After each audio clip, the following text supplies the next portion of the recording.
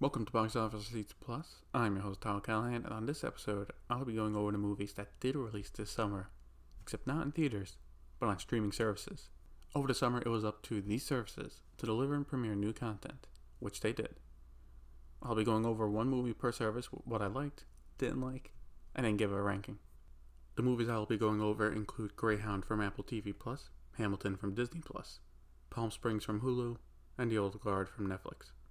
First up is Greyhound, which is a World War II movie starring Tom Hanks, who actually wrote the script for the movie as well. Fun fact, this was supposed to be in theaters this summer, as it was originally a summer movie set to come out on Father's Day weekend. But after everything shut down, Sony sold it to Apple for $70 million. Anyway, what is the movie about? Tom Hanks' character is a World War II captain who has to lead ships across the Atlantic and deliver supplies safely to the UK for the war. His ship, among a few others, protect the cargo ships that face being attacked by the Germans. Overall, I found the movie to be very okay, like average to the extreme. What is good? Well, the action is pretty good, and the movie does not waste time in getting that set up. With the movie being a bit on the short side, around 90 minutes, you are thrusted in a mission across the Atlantic and the tension almost immediately, and the tension is there until the end. Tom Hanks puts in a fine performance, but nothing special. What makes it average is the rest of the movie. The rest of the cast has very little to no development, and I cannot name a single one after the movie. Another example of this is, besides the crew, is Tom Hanks' character being in love with a woman, except there's only one scene with her in it, and they use it as part of his driving force, which felt weak. Also, the German person that talks to the crew throughout the movie got very annoying, and it did not have to be. At first, he was actually really creepy, and added to the tension. But then by the end, he was hamming it up, so it was very, he was howling and stuff, and it just took me out of it. Overall, if you want a shorter movie that jumps straight into some good World War II action, then it's a good time waster. But if you're looking for anything deeper than that, look elsewhere. Next up is Disney Plus with Hamilton. This was not a movie I expected to like since I am not a big fan of musicals. However, I walked away from this really impressed. The cast was able to keep me engaged throughout the entire 2.5-hour runtime with the great performances, catchy songs, as well as a very integral set. There are a few times where I was following along and paid more attention to how they changed out the sets than the singing. I can totally see why Lin-Manuel Miranda has been working with Disney so much and is very popular in Hollywood. The man is very talented. But that is not to say the rest of the cast is not. They very much are. And the two other standouts for me were the ones that played George Washington and Aaron Burr. I would absolutely recommend this to just about anyone. People who don't know Hamilton can learn a little bit of history, and it might get them interested in learning more. And people who don't like musicals would also get a good time watching this. I will not include people who like musicals in this because I assume not only have they heard of Hamilton, they have already watched it like 5 times.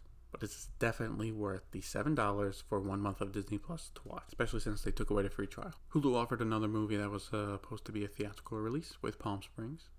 The movie has the title of the most expensive movie bought at Sundance at just over $17.5 million, and was between Hulu and Neon. You would know Neon as the US distributors of Oscar winner Parasite. Well, like Greyhound, this was a movie planned for a theatrical release this summer, but instead they had to make it a premiere on Hulu, which seemed to have worked. Hulu did come out and say it was the biggest premiere they have had for a movie yet, and reviewers have been raving about it, and I can't blame them. Without giving much away, the movie from top to bottom was great. Yes, it is kind of like Groundhog's Day, but the way they handle it and throw you right into the situation was excellent. Not only that, the chemistry and interactions between the main characters was great, and had a wonderful mixture of laughing and serious moments. The two issues that stuck out to me was one situation and how a certain character got there and how they looked. Was never really addressed. I thought it was a continuity error, but they played the whole scene out without them going back to how they looked before. I also felt the third act could have been better with how they set up the ending. It felt not only a bit rushed, but somewhat illogical. However, overall Palm Springs is a great movie, and that is worth watching right now. It's one of the best movies of 2020. Finally, we come to Netflix with The Old Guard, which is pretty bland. Charlie Theron is great in it and has some good action, but that's it. The plot starts off simple, but then by the end gets stupid, and not in a good way. The villain in the movie tries to be like if Mark Zuckerberg was evil, then turn that up to 11, and it was in the medical field and not tech. But the thing that ruins this movie for me was the music choices. Oh my god, every song they picked was terrible. And it was just about almost every fight scene that right as it started to pick up, here's another modern pop song with lyrics. It was definitely done enough to be a style choice by the director, but it was a poor one. For action scenes, you need a good score, because if I'm not liking or vibing with the song, I focus on that more than what is on the screen, which is what happened here.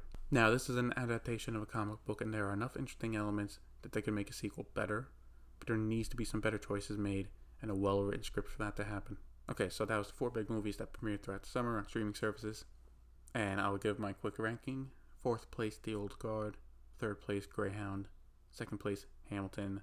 1st place, Palm Springs. So out of the 4, I highly recommend watching Palm Springs and Hamilton. For Greyhound, if you're itching for a World War II movie, then go ahead and watch it. And then for Netflix, there are better movies to watch than The Old Guard, like Extraction. I'd recommend that one instead. But that'll be it for this episode of Box Office Seats Plus. Have you watched any of these movies? And if so, did you like it or not? Let me know on my Facebook page. Link to that is in the show notes. Thank you for listening, and see you next time.